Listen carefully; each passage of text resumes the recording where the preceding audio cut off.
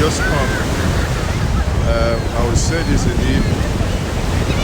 I know the about Operation Butcher. I don't know the name Achinara Chitokma. Video my Indovani. That's what I have. When you have an Achinara Chitokma, I hear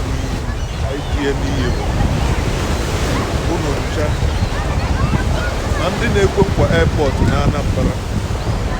wele agwa iwayo na welu cement na okwute na aja wee na-apachi kota mmebi ihe a bụ ụzọ Ọka by Regina Junction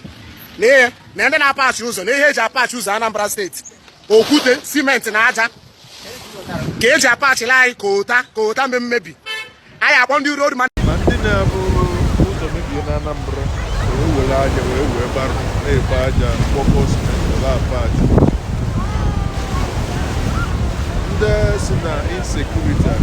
karịa na ọnwere ibeba ya ndị rapụrụ aba wee bụrụ ndị si na steeti ma wee zusi ori wee zusi gọvanọ wee zusi ori wee rapụ steeti wee dịkọ ya ife niile balụ na-adasịsị olu aba ụmụazị jebe akwụkwọ ebe ụmụazị ya adasịsị at the same time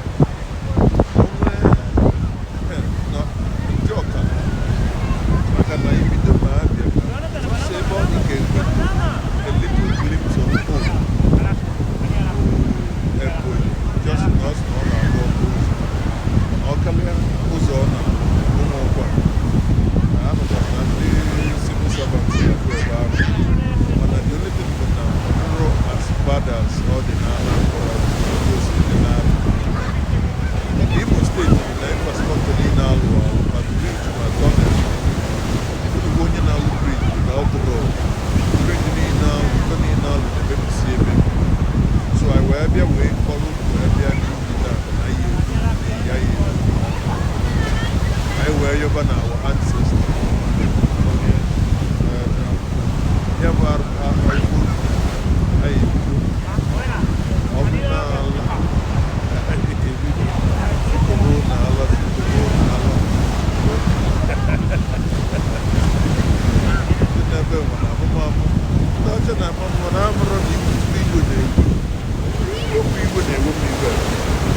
akụbala ọcha na-amụ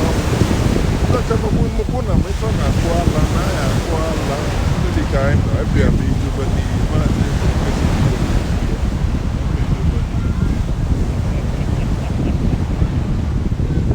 oke ọjị Igbo na-eweta ọjị ka mmeti omenala metie mụ na ụlọ na maazị ekwugo ka maazị mekwudo omenala o were ọjị wee gbanye ndị ichie ọjị na-ewe bido so maazị agbanyesigwo ndị ichie ọjị agbanyesigwo m ndị ichie ọjị wee sị mmiri n'ụgwọ na ndị niile bụ si na ana igbo agha adị mma ma ya adịrịfa mma ha ncha bido n'isi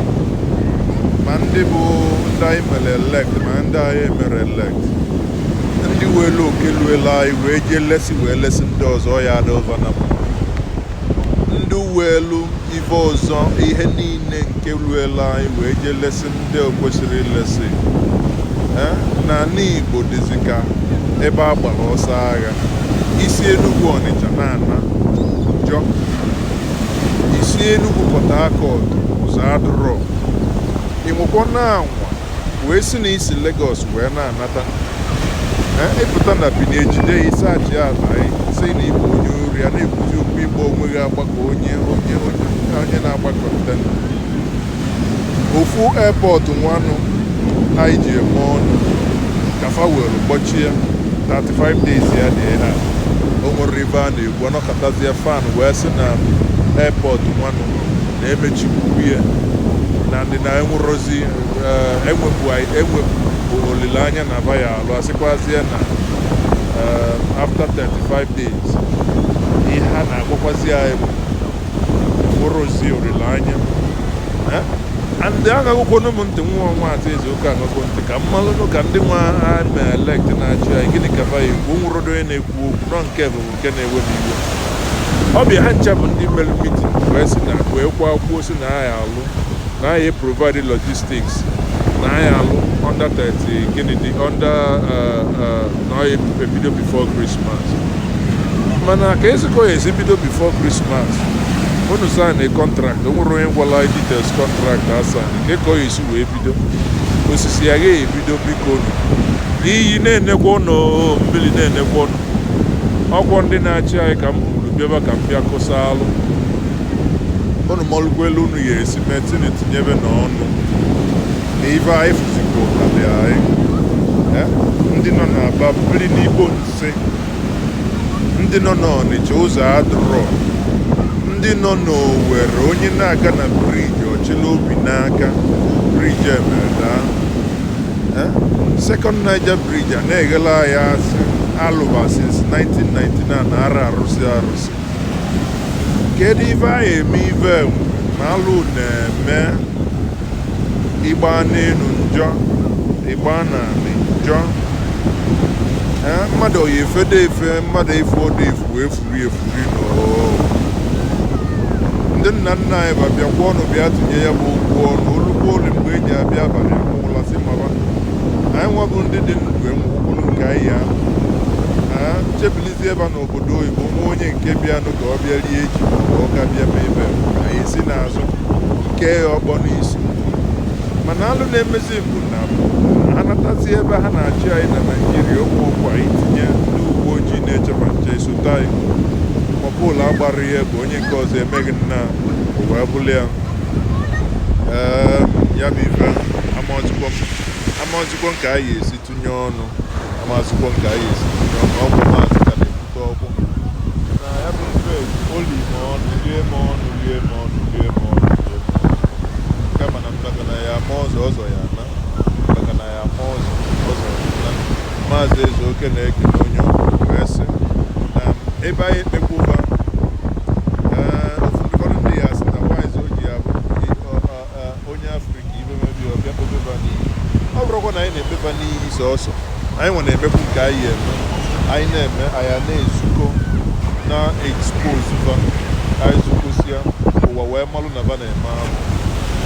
abịakwanụ n'obodo oyibo nwe ife mmelụba wee malụ nne enwe abịakwa na ya sịkwa ka anyị kọsalụkwọ ndị nna nna ebe na mmiri Igbo ofu ọ dị na Miami ọ dị na Lagos ọ dị na Ọkịja ọ mmiri ka ọ bụ ọkwụkwọnụ ka ọ rara n'ọnụ na Ọgbambada si na ọ gbasa egwu bụ ike ma na ife ọ mụtara na egwu abụzigbo mụnwa bụ maazị emegokwanụ na abụkwa m onye isi ọfịa bụrụ onye ụmụ ọnụ emegwo m esukuu ejegwokwonu m ije mgbe ụfọdụ kwa m nwa anwakpugo mmadụ aghara egbu onwe ya onwe m mgbe skuul dị na my town was too bad ọ bụrụ na idesịa leta ekesịalụ nke bụ gọvanọ mesịa ihe niile nke nwere aka nlụba lụsịa emesịa ndị Peter Obi gọvanọ bịa lụtọpụ nke fọnụ ọkwọ mbọ ka mmadụ na-agba ihe ọzọ ha mmadụ na-eme ka kalị ka ọ dịbakwodu na ele